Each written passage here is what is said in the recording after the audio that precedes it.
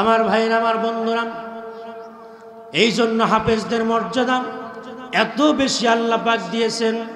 শুধু তাই নয়, এই হাফেজে কোরআন কিয়ামতের ময়দানে একজন নয়, দুইজন নয়, যেই মানুষগুলোর জাহান্নামের ফয়সালা হয়েছে এমন 10 জন ব্যক্তিকে হাত ধরে টেনে টেনে জাহান্নাম থেকে বের করে জান্নাতের দিকে নিয়ে যাবেন। সুবহানাল্লাহ। কয়জন ব্যক্তিকে জাহান্নাম ফয়সালা হয়েছে, কিন্তু এই কোরআনের বদৌলতে একজন হাফেজে কোরআন, একজন কোরআনওয়ালা ব্যক্তি 10 জন জাহান্নামী ব্যক্তিকে টেনে টেনে জান্নাতের দিকে নিয়ে যাবেন। সুবহানাল্লাহ বলেন। 10 জন ব্যক্তির মধ্যে 1 নাম্বার হলেন মা। 1 নাম্বার কে? বাবা।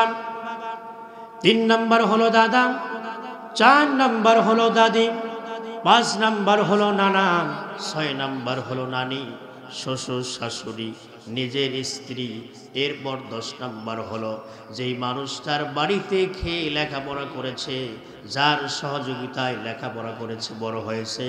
এই 10 নাম্বার সিরিয়ালের মানুষটা হলেন তিনি। আল্লাহু আকবার বলেন। আমার ভাইয়েরা, 10 জন ব্যক্তির 10টা গুণ আছে, সবগুলো গুণের কথা বলতে পারবো না।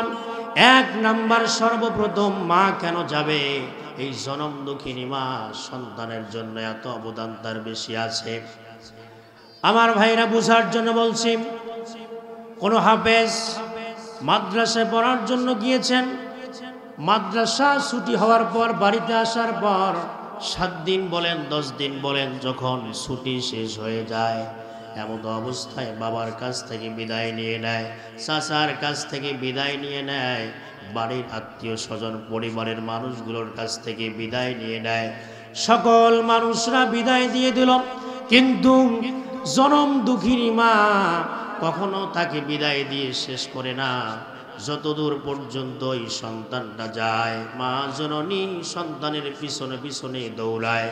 আর সেখানে গিয়ে দেখবেন আসল থেকে ডিম বিক্রি করা, মুরগি বিক্রি করা, সেই সমস্ত টাকা পয়সাগুলো দিয়ে সন্তানকে বলে, বাবা তুমি ভালো করে লেখাপড়া করবে, তুমি আমাদের মুখ উজ্জ্বল করবে। আল্লাহু আকবার বলেন। শুধু তাই নয়, সন্তান যতদূর পর্যন্ত যায়, মা জননী 2টা চোখের পানি ছেড়ে সন্তানকে বিদায় দিয়ে দেয়। শুধু তাই নয়, যখন মানুষেরা ঘুমিয়ে পড়ে, নীরবে নিভৃতে গহীন রাত্রিতে যখন মানুষেরা ঘুমিয়ে যায়, ওই মা জননী ওই জায়নামাজটা নিয়ে 2টা চোখের পানি ছেড়ে দিয়ে আল্লাহর কাছে কেঁদে কেঁদে বলে, আল্লাহ আমার সন্তানকে ছাড়া আমি থাকতে পারি না, কিন্তু আমার সন্তানের জন্য ভালোবাসা সব কিছু দিয়েছি, যাতে যেন আমার সেই সন্তান কোরআনুল কারীমের হাফেজ হয়ে বের হয়ে আসতে পারে। এই জন্য সবাই ঘুমিয়ে পড়েছে, কিন্তু মা জননী সন্তানের জন্য 2টা চোখের পানি ছেড়ে কান্দে। আল্লাহু আকবার বলেন। এই জন্য তো মায়ের অবদান বেশি। আল্লাহু আকবার বলেন। মায়ের তুলনা কারো সঙ্গে হবে না। আল্লাহু আকবার বলেন। লিল্লাহে তাকবীর, লিল্লাহে তাকবীর। প্রধান বক্তা আমাদের মাঝে উপস্থিত হয়েছে, বলি আলহামদুলিল্লাহ।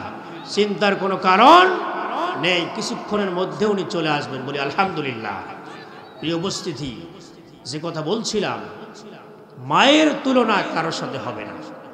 এই মায়ের অবদান বেশি। এই জন্য 10 জন ব্যক্তির মধ্যে সর্বপ্রথম কে যাবে? মা। তুমি স্বপ্ন, তুমি গল্প মাগো, তুমি এক মুঠো ভালোবাসা, তুমি হাসি, তুমি কান্না মাগো, তুমি হৃদয়ের ভালোবাসা। তোমার আঁচলে লুকিয়ে আমি ভুলি সব দুঃখ যাতনা, তুমি তোমার তুলনা। ও মা, তুমি তোমার তুলনা। বলেন মারহাবা। মায়ের তুলনা কারোর সাথে হবে না। 1 নম্বর হলেন মা। এরপরে 2, 3, 4 বিশেষ গুণ আছে, আমি সেদিকে যাব না। একবারে 10 নম্বর ব্যক্তি তিনি হলেন যার বাড়িতে খেয়ে লেখাপড়া করেছে, যার সহযোগিতায় বড় হয়েছে, লেখাপড়া করেছে, এই ব্যক্তিও ওই কোরআনুল কারীমের হাফেজ, তিনি সুপারিশ করে আল্লাহর জান্নাতে নিয়ে যাবেন। সুবহানাল্লাহ বলেন। আমার ভাইরা, আজকে অনেক সময় দেখা যায় কোনো ছাত্রকে যখন জাগির দেওয়ার জন্য কারো বাড়িতে যাওয়া হয়, অনেকে নাক ছিটকায়, অনেক অজুহাত দেখায় যে আমি গরিব মানুষ, দিন এনে দিন খাই, আমি এই ছাত্রকে নিতে পারবো না। এমন মানুষ আছে না নাই? আবার অনেক মানুষ দেখবেন গরিব হতে পারে কিন্তু মনটা এত উদার, সে বলছে আল্লাহর জন্য আমি তাকে আমার বাড়িতে খাওয়াবো, আমার সহযোগিতায় তাকে লেখাপড়া করাবো। কিন্তু ধনাঢ্য ব্যক্তি নয়, সম্পদশালী ব্যক্তি নয়, অনেক গরিব মানুষও মাদ্রাসার ছাত্রকে সহযোগিতা করে খাওয়ায়। এমন মানুষ আছে না নাই? কথা বলেন।